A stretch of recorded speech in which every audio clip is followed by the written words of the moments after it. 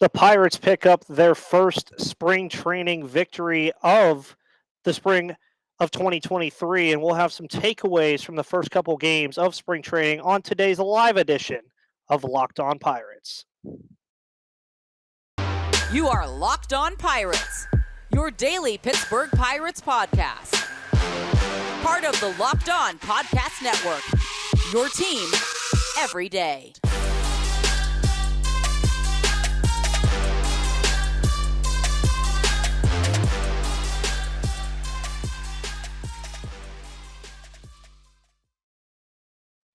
What's going on, everybody, and welcome back to the Locked On Pirates podcast. I am, of course, your host, Ethan Smith, host of the Locked On Pirates podcast, where it is your team, your Pittsburgh Pirates, every single day.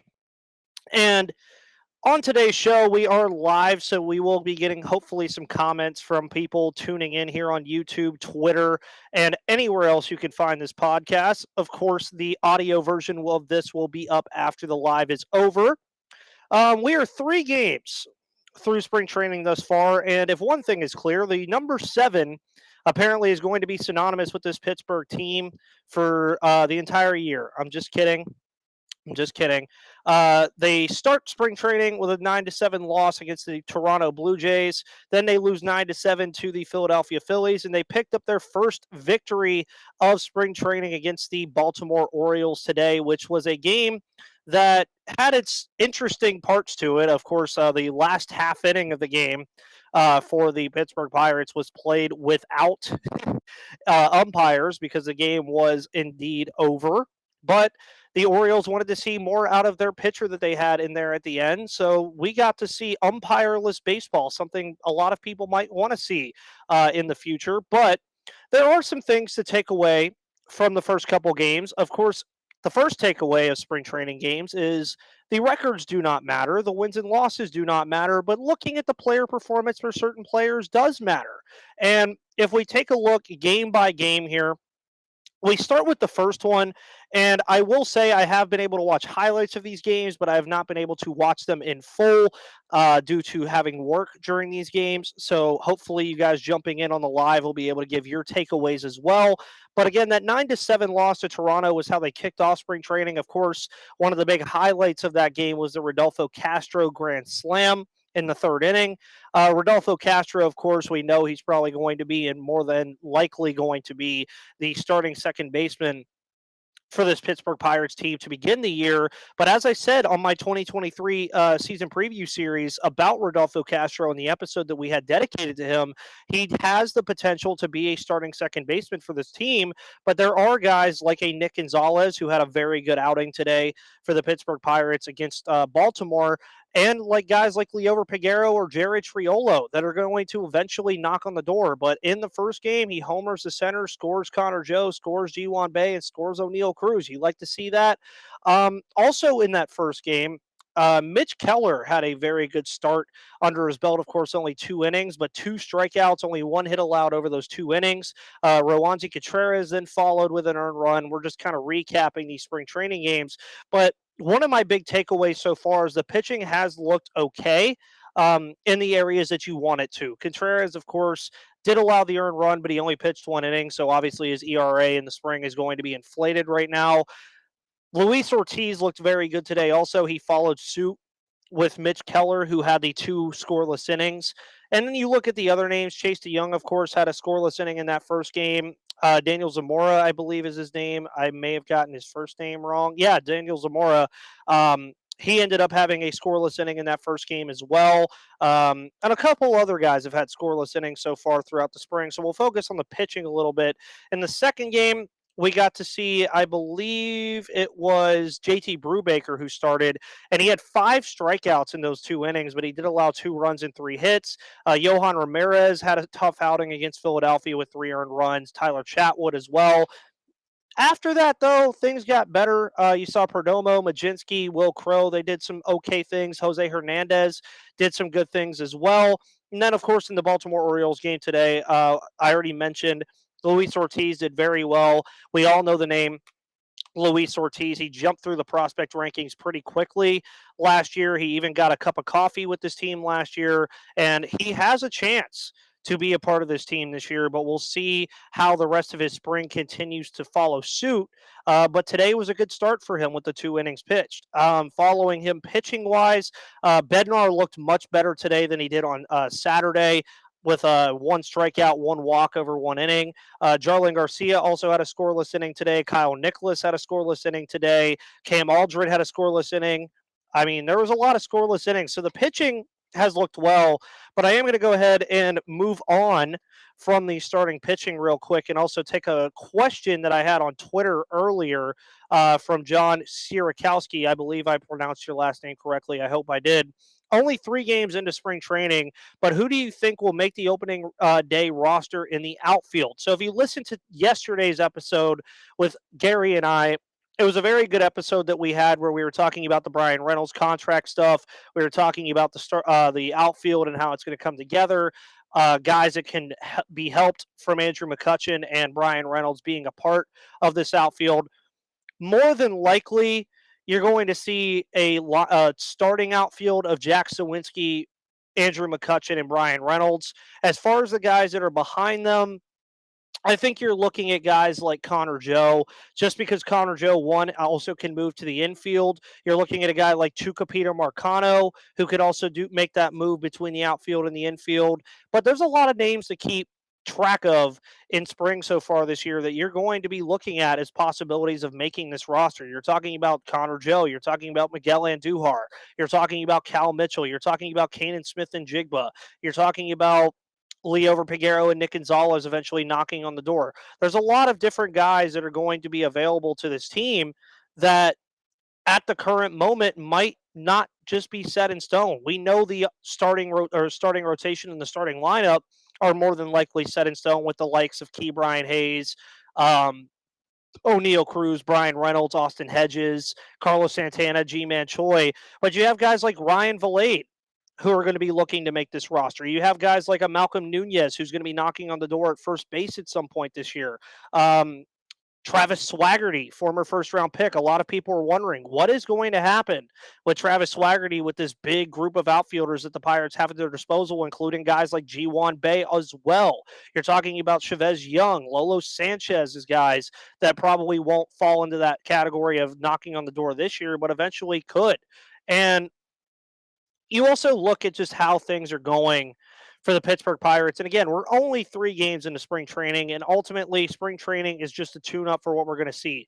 I think the importance of spring training this year is more on the rule changes and the pitch clock and the larger bases than it really is about worrying about wins and losses or worrying about any of that stuff right now. But there have been things that have been good to see. Key Brian Hayes looks like he maybe has a little bit more power to him. Rodolfo Castro, we know it's there, but can he do it consistently? You're looking at guys like Roansy Contreras and Mitch Keller to take that next step into this year and be aces in the rotation for this team. Now, when I say aces, I'm not saying on the level of Jacob deGrom or Shohei Ohtani and stuff like that. I'm just saying guys that you know that's your 1-2 punch in your rotation, as will probably be the mantra for the most of the year. Meeman says, let's go Bucks. Of course, let's go Bucks, baby. If you guys have any questions or anything or any takeaways from the first couple of games of spring training, please let me know. We are live here on Locked On Pirates, where it is your team, your Pittsburgh Pirates, every single day. And today's live edition of Locked On Pirates is brought to you by Built Bar. Of course, Built Bar is the best tasting protein bars on the planet. If you're looking for a delicious treat but don't want all the fat and calories, then you got to try a Built Bar. We just got through the holidays and we're nearing the end of February, and I know my goal this year is still to eat a little healthier. If you're like me where you want to eat healthier but don't want to compromise taste, then man, I've got just the thing for you. You got to try Built. With Built, healthy is actually tasty. Seriously, these things are so delicious, so you won't think they're good for you, but they are perfect for your New Year's resolution. What makes them so good? Well, for starters, they are all covered in 100% real chocolate, and they come in unbelievable flavors like churro, peanut butter brownie, and coconut almond. They also only contain 130 calories and 4 grams of sugar with a whopping 17 grams of protein. And you don't have to wait around to get a box anymore. You can go to Walmart or Sam's Club to find the Built Bars that you want in either a 4-bar box or a 13-bar box. But if you still want to, you can order them from Built.com. So make sure you check out Built Bar today, a wonderful partner of the Locked On Podcast Network and Locked On Pirates. Ryan Walker is here to ask the question, will Ortiz be in Pittsburgh opening day? Ryan, that is a wonderful question because I talked about it earlier with the takeaways that I had for the first couple games, and Ortiz and Mitch Keller both were big takeaways for me, mainly because both of them looked good, albeit in only 2 innings. But Luis Ortiz is a guy that you look at where he sits right now, and you look at where the starting rotation sits now, and you're looking at Roansy Contreras, you're looking at a Mitch Keller, Rich Hill, JT Brubaker. All those guys are going to probably be there. What do they do with Vince Velasquez? Do they make him a starter as the fifth starter, or do they move him to the bullpen?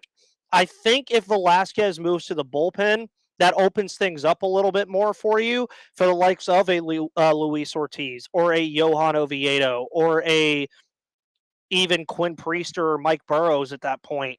I think Mike Burrows and Quinn Priester would be a little bit farther down the line, but I think his biggest competitor is Johan Oviedo for Luis Ortiz to be on the opening day roster. The more likely option, I think, is that he does start at AAA Indianapolis, but we will wait and see how that all goes. But if he continues to have starts and appearances this spring that look like they did today, I really think it'll be hard for Luis Ortiz not to be here in Pittsburgh, but I can see a world where he is, and I can see a world where he's not. Meminator is back saying, will Keller make an all-star game this year? As you could tell, I'm on the Keller hype train, as a lot of people should be. Mitch Keller looked very good in that Saturday game against Toronto. Of course, 2 innings of shutout baseball. As far as him making the all-star game, I do think that's a considerable jump from what we've seen from Mitch Keller. Because let's remember, last year, if Mitch Keller didn't do well, you were talking about Oscar Marin being gone. He was out by pitching coach. Mitch Keller, though, last year definitely took that step forward from what we were expecting him to be a very long time ago. And the reason I bring that up is because now that you've seen 3 or 4 years of Mitch Keller and you've seen what he can do in the minors, you've seen the whole story. He could get there. Do I think it happens this year? Probably not. Do I think Mitch Keller has a sub 3.5 ERA this year? That is in the cards. Can he get a uptick in his strikeout rate? Can he get an uptick in strikeouts? Can he bring the home run ball down? The home run give up percentage? Can he bring the walks down? Can he just take everything and put it in the right direction where it needs to go? That is something that I think we need to watch, because if Mitch Keller continues to get better, which I think will happen, I do think he's figured it out, you're eventually going to have to think about the idea of an extension for Mitch Keller, which, again, if you listen to me and Gary's episode yesterday on Gary Morgan Monday, they're still figuring out the Reynolds thing. But just if they do figure out the Brian Reynolds extension situation, don't think there aren't other players that the Pirates are talking to, probably. Mitch Keller being of one of them of the most importance. Because if Mitch Keller has a very, very good 2023, be whatever that you think that is. Let's just say Mitch Keller has a phenomenal 2023, and you look at him, and let's say, actually, to go on the track of your question, let's say he makes the All-Star game. Does he price himself out of Pittsburgh at that point? I want to ask you guys that question for everybody that's here. Does Mitch Keller price himself out of Pittsburgh if he has a phenomenal 2023 and makes the All-Star game without an extension? Because that's something that is a real possibility for Mitch Keller. Because let's also remind ourselves that Mitch Keller is not very old. It might seem like he is based off of everything that we have seen him do, but Mitch Keller is not very old, folks. He's not. I mean, the guy debuted in 2019. He's still very young. He's only 26. If he hits the open market, not this year, obviously. He still has control, obviously. But there are going to be talks about an extension for Mitch Keller. And I'm glad you brought that up because if he makes the All-Star game and has a phenomenal year, it gets real interesting in terms of the idea of having Mitch Keller here long term. Roansy Contreras, if he continues to improve and play on that caliber level, same thing. Luis Ortiz and Johan Oviedo, same deal. Should we be on the Dylan Cruz hype train, says Ryan Walker. I like what I see from him. Not a big college baseball guy, I'll be completely honest. But from what I have seen and have heard from Dylan Cruz, you look at the current situation the Pirates are in, and a guy like Dylan Cruz, to me, from what I've heard from people, is a guy that can debut 2 years after he's drafted, much like we're talking about with Henry Davis. But there's a real idea that so much can change from now until then that if the draft was tomorrow, Ryan, let's say that if the draft was tomorrow, Dylan Cruz is probably the number one pick for the Pirates, especially if this Brian Reynolds situation doesn't get figured out. I know you don't draft for need in the MLB draft like hardly ever. You're always looking to draft the best players available. But I do think Dylan Cruz at the current moment is the best possible player for the Pirates, number one overall. But there is a lot that can change with that over time. David also brings up horrible ball game nightmare in the middle of the Dodgers game yesterday after Gavin Lux's ankle devastatingly twisted. Yeah, I did see that, and I am hoping he's okay. It was just one of those unfortunate situations where he was trying to actually be safe with how he was playing and dodge a baseball. I don't know if everybody else has seen that. His leg just went one way and he went the other. It looks like his season's probably done. I didn't really see what the specifics on the injury were, but I hope he has a speedy recovery. Meminator says, I'd say Keller gets priced out unless he wants to really stay here, but who knows? But right now, I think he's very affordable. Oh yeah, he's affordable right now. If I was the Pirates, I would attempt him right now. But obviously, they're attempting Brian Reynolds first, and again, that's just the nature of baseball's financial system and how the Pirates are right now. Mike, thank you for confirming that Lux tore his ACL and he's out for the year. God, that sucks, dude. I am actually kind of a Gavin Lux fan. I remember when the Pirates were trading with the Dodgers. I forget who we were dealing. I think it might have been Tony Watson that I wanted him, but we got O'Neill Cruz, so not going to complain too much. Mike also says Brian Reynolds will be dealt from what I'm hearing. I just genuinely think that if he was going to be dealt, it would have happened by now. I think that is completely off the table as of where we're at right now. Now, if an extension doesn't get done before spring, then when the trade deadline comes around, I think you're really looking at something like that. Just at this current moment, I don't think it's happening. I think they have every intention of going into 2023 with Brian Reynolds on this team. And ultimately, with the extension stuff, as I said with Gary yesterday, they're not forced to trade him.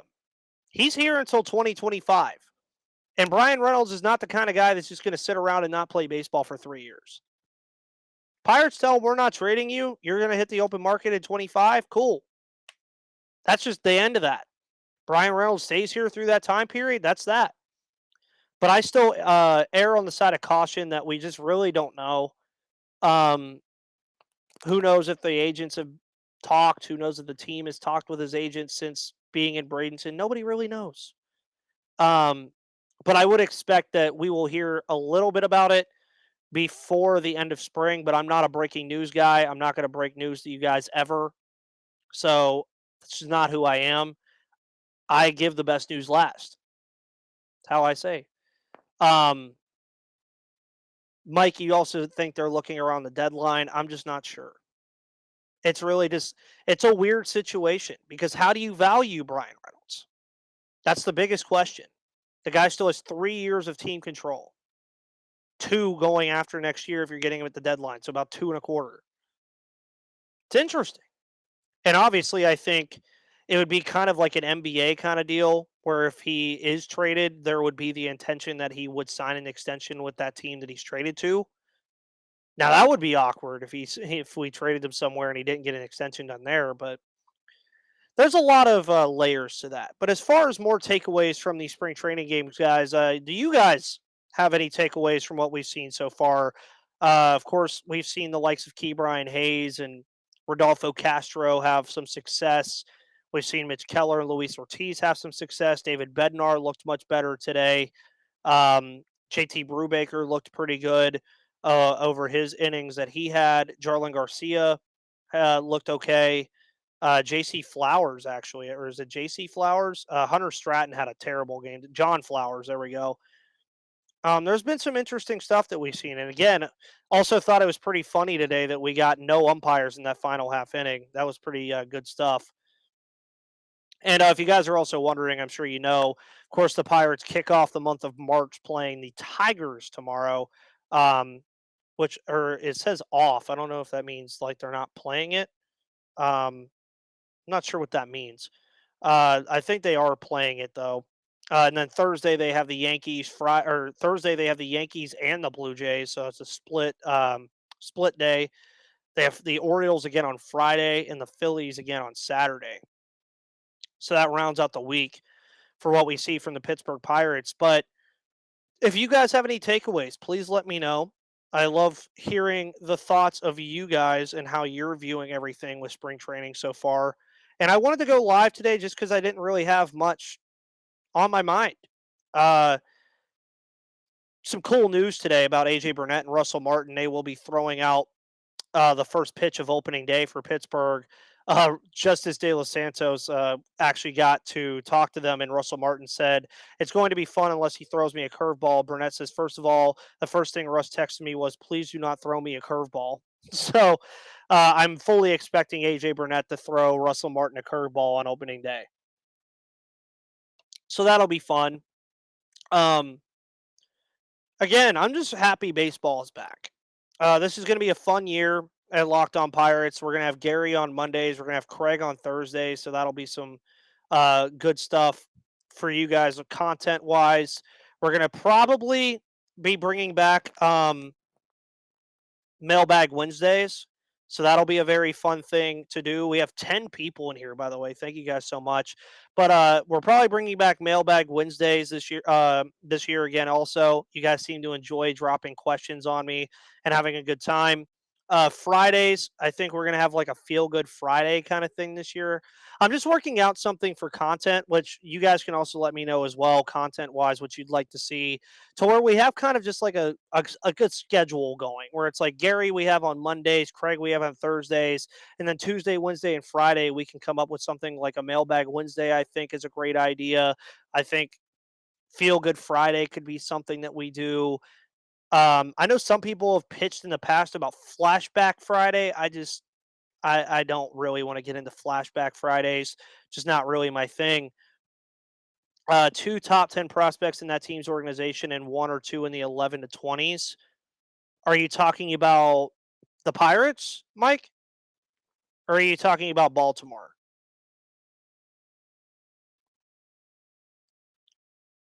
Because I know Baltimore has Gunnar Henderson and then Adley Rushman debuted last year. So that would make sense if you were talking about Baltimore. I don't think Pittsburgh, not that high. I think Termar Johnson is our highest rated prospect.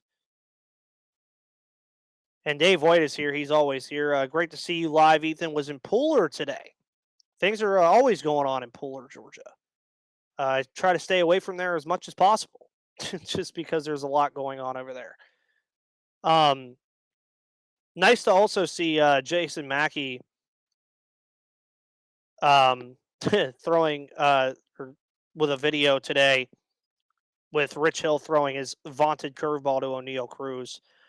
Brian Epps asks, who do you think will get the final bench spots? Marcano, Smith and Jigba, Cal Mitchell, question mark, etc. It really just matters what they want to do in terms of making out the bench. I think G1 Bay will definitely be there. I also think Connor Joe will be there. Cal Mitchell just concerns me because his defense is not that great. The bat is somewhat there. I just don't think he has enough power for what kind of player he is. So that bothers me. I'd say Connor Joe, G1 Bay, Marcano, and another outfielder, depending on who plays the best in spring training. So Kanan Smith and Jigba, Ryan Valade, stuff like that. That's what I would expect. Memenator says, I love Pirates baseball too. Let's get it. Let's go. I'm getting ready for the season. Let's go Bucks. And I love these calm spring training games where the win is not on the line. It's just watching baseball. Yeah. I mean, I overanalyze everything, sadly. So spring training is still even a little bit much for me in terms of, oh, yeah, like I'm not supposed to be overanalyzing this. I'm supposed to be just enjoying it. Which I was hoping I was going to be getting to go down to spring training this year. I just don't know if it's going to be in the cards. Mike Benko says Big Russ coming back is great. Oh, yeah, dude. Russell Martin and AJ Burnett, freaking awesome. Any last thoughts, guys, on the things we've seen so far from spring training? Any last questions before I end this episode today on Tuesday, February 28th? I love when you guys do these things. Brian says I agree on your take on Mitchell. Reminds me of Travis Snyder. That's wow. That's a name I haven't heard in a while. Has pop in the bat, but never really turns heads. Wow. Yeah, and I think it also just gets interesting with Mitchell when you're looking at all these outfielders. If you have to play him defensively, where do you put him? I mean, you can't put him in center, can't put him in right, maybe left field, but even in left field, he struggles defensively. I don't see it. Mike says next thing outside of Reynolds' deal is getting Dave Parker, Rangers prospects. I mean, I like what the Rangers have over there. I don't know how much they're willing to move on from if we trade them Reynolds, which I just don't think Reynolds is being dealt. Been on that train for a while.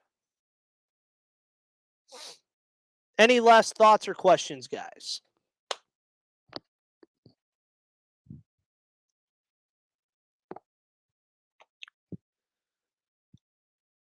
Oh yeah, their organization is great. By the way, if you guys are fans of Locked On, go follow Bryce Patrick of Locked On Rangers. He does a phenomenal job, and if you want, I mean, sure he'd be fine with getting Brian Reynolds. Just tell him what prospects we want. Just tell him what prospects we want, guys. Thank you so much for tuning into this live episode of Locked On Pirates today. You guys are always amazing. We will be back tomorrow, and of course 5 days a week through now until November. So it's going to be a fun time being a fan of the Pittsburgh Pirates. Make sure you follow me on Twitter at MVP_Ethan or at Locked On Pirates for all of your news, coverage, and analysis of the Pittsburgh Pirates the entire year. Thank you guys so much for tuning in. Have a wonderful rest of your Tuesday evening, and I'll see you on the flip side.